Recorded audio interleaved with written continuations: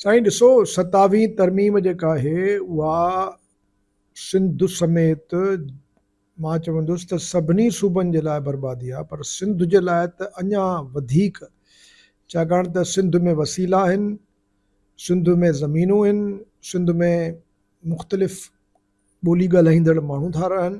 ख़ुदि बिलावल भुट्टो ज़रदारी साहब जिन अहम नुक़्तनि ॾे इशारो कयो आहे। नंबर वन त NFC जो मसइलो। हाणे NFC 18 अमेंडमेंट खां पोइ आइन में 7 एवार्ड खां पोइ आइन में हिकिड़ी पाबंदी आहे त तव्हां NFC जो जेको अवार्ड आहे उनखे घटाए नथा सघो, वधाए सघो था। हाणे उहा इहो जेको बंदिश आहे इहा ख़तमु करण था वञनि।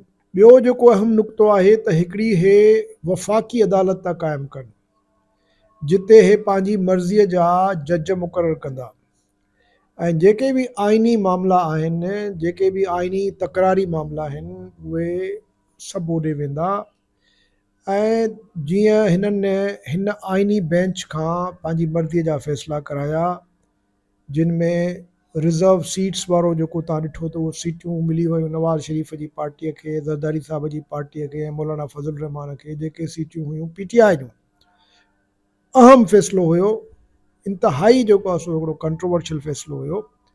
उनजे करे हाणे हिननि खे 2/3 मेजॉरिटी बि मिली वई आहे। सिविलियन जो जेको मिलिट्री कोर्टुनि में ट्रायल हुयो उहो फ़ैसिलो हिन आइनी बेंच खां करायो वियो ऐं उनखां पोइ जजनि जी न सिर्फ़ु ट्रांसफ़र, पर उन सां गॾोगॾु जजनि जी सीनियरिटी बि जेको आहे सो हाणे सदर मुक़ररु कंदो।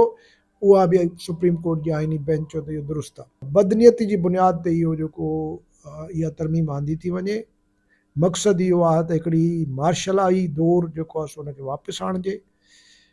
जबर हुजे, ॾाढ हुजे, आम माण्हू जेको आहे सो उहो किथे बि न वञी सघे, कोर्टुनि खे बि बिल्कुलु ग़ैर मुयसर करे छॾिजे। जेको मैजिस्ट्रेट्स जेके आहिनि, जेको सरकारी मुलाज़िम हूंदो आहे, उनखे हे अदालती पावर्स था ॾियनि। तव्हांखे यादि हूंदो त कंहिं ज़माने में DC खे ऐं DC जेको आहे डिस्ट्रिक्ट मैजिस्ट्रेट हूंदो हुयो ऐं SDM हूंदा, सब डिविजनल मैजिस्ट्रेट्स हूंदा। माना त कामोरो जेको आहे सो हाणे तव्हांखे गिरफ़्तार बि कंदो ऐं तव्हांखे सज़ा बि ॾींदो ऐं तव्हांखे रिमांड बि ॾींदो। माना जेको बुनियादु हुयो त अदालत खे एग्ज़ेक्टिव खां, जुडिशरीअ खे एग्ज़ेक्टिव खां यानी हुकूमत खां अदालत खे परे करिणो आहे, सेपरेशन ॾियणी आहे त जीअं तवाज़ुन हुजे। हाणे जॾहिं हुकूमत पाण अदालत बि हूंदी ऐं हुकूमत जेको आहे सो गैर क़ानूनी कम बि कंदी, यानी उन्हनि जा ई लॻायल SDM जेके आहिनि उहे DC जेके आहिनि उहे जेके डिस्ट्रिक्ट मैजिस्ट्रेट थी वेंदा बाद में, उहे छा कंदा? उहे त पॉलिटिकल जेके वर्कर्स आहिनि, जेके अपोजिशन आहे, उनखे क्रश कंदा। सॼी दुनिया में एजुकेशन जेका आहे लोकल इदारनि खे हूंदी आहे ऐं रियासतनि खे या प्रोविंसिस खे हूंदी आहे।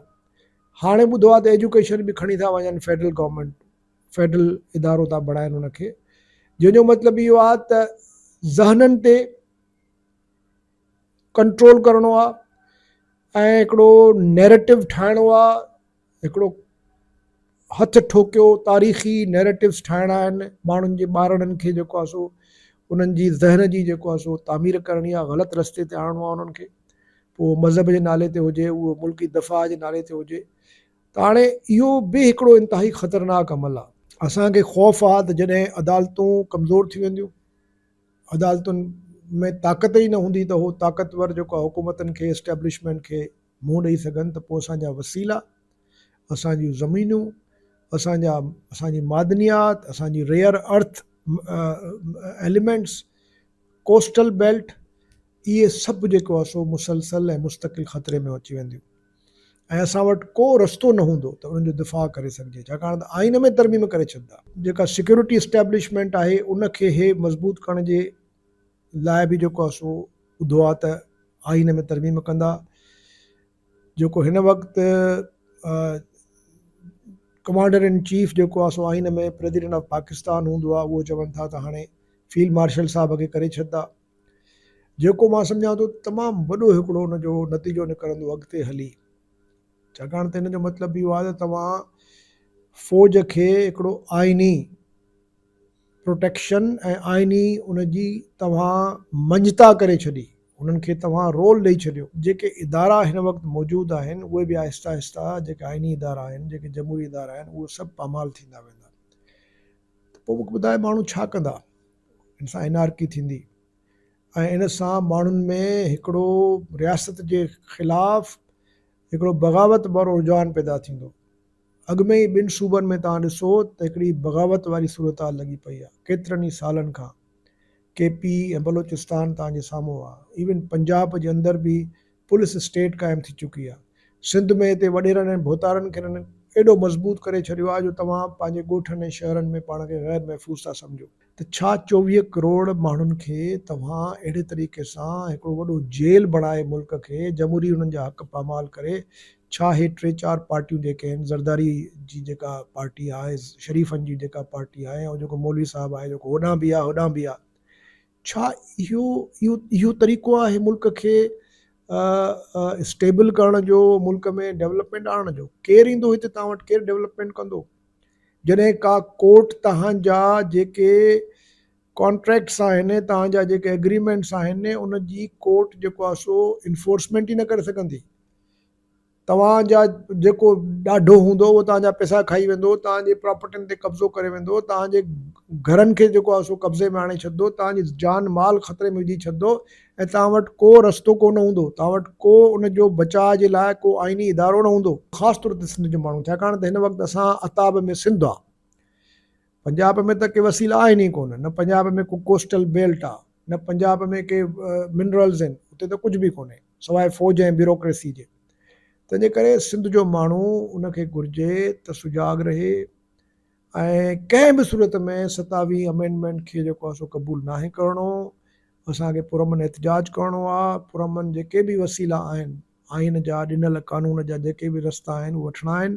जेकॾहिं 27 अमेंडमेंट थी वञे त तव्हां यकीन कयो, मां नथो सम्झां त पोइ को सिंध जो मुस्तक़बिल आहे। वर्ल्ड बैंक थी चवे त 45% माण्हू जेके आहिनि उहे ग़ुर्बत जे लकीर खां हेठि किरी पिया आहिनि, यानी करोड़नि जी तइदाद में असांजा ॿार स्कूल कोन था वञनि। इस्पतालनि जी तव्हां हालत ॾिसो, तव्हां रोड रस्तनि जी हालत ॾिसो, साफ़ पीअण जो पाणी कोन्हे, कहिड़ी शइ मिली आहे? तंहिंजे करे असांखे हाणे जेको कुझु बचियल आहे उहो बि जेकॾहिं असांजे हथ मां निकिरी वियो त पोइ हिते एनार्की थींदी, ज़ुल्म थींदो, सिर्फ़ु माण्हुनि जा जेको आहे सो हक़ मारिया वेंदा। तंहिंजे करे असांखे कंहिं बि सूरत में इहा 27 अमेंडमेंट नाहे क़बूल करणी ऐं जेका 26 अमेंडमेंट थी आहे उनखे बि जेको आहे सो ख़तमु कराइणो आहे।